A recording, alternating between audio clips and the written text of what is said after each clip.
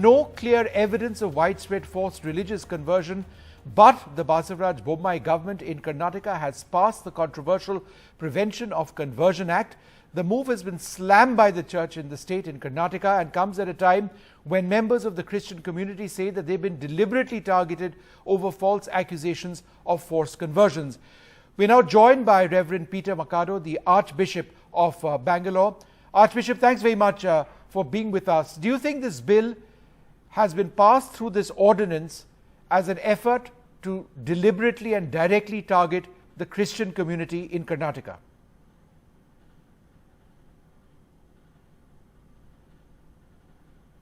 I cannot decipher what their intentions are.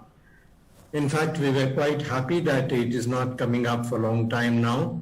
And there is a lull, silence, and surely a lot of feasts of the different communities were there also. And I was under the impression, in fact, some of the BJP good people had also told me that government may not be too keen to go ahead, because the Christian community is always a lovable community, a peaceful community, a community that also works for the other communities. But today it was quite a surprise for me.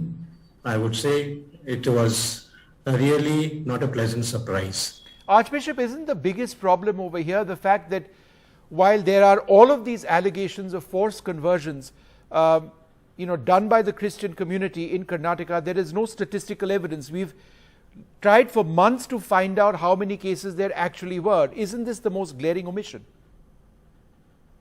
Surely. Some time back when there was the Bible issue of one particular school in Bangalore, is supposed to have given Bible, etc., or had Bible reading and all. And in that controversy, I had even challenged the government, give me one instance of the 600 schools in Bangalore where the Christian schools are running, but there is no conversion.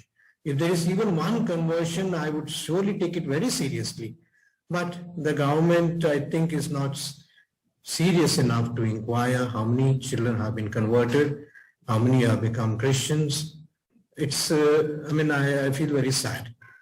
I respect the government. I have great regard for the chief minister and many of the ministers also.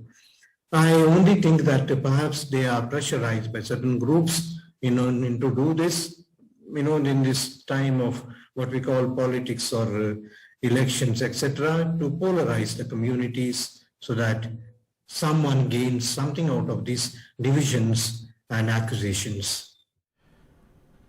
Archbishop, in this press release of yours, which you had out earlier on, what I found most worrying is that your sense that fringe elements would now be allowed out in Karnataka on the basis of this law, take the law into their own hands and physically threaten members of the Christian community. Why do you say this, sir?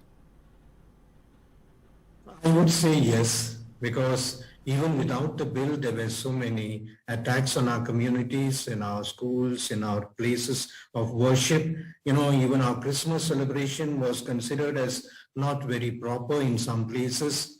So without the bill, we have had a lot of problems.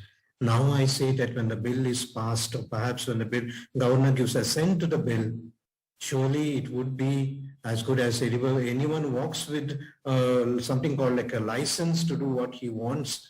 And I've always admired many things of this government. I would like to appreciate many good things about them. But as regards these fringe elements, we have not been able to control them. We have not been able to put them under their grip, as it were.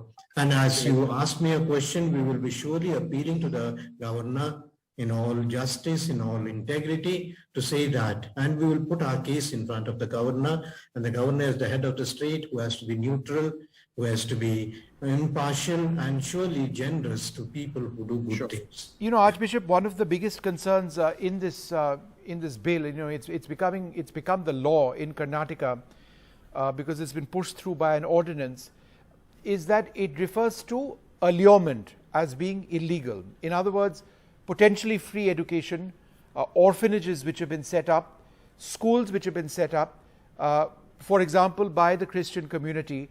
These can all be interpreted as allurement. And Isn't that a key part of the problem? There is no real definition of how you allure somebody and thereby, forcibly convert them.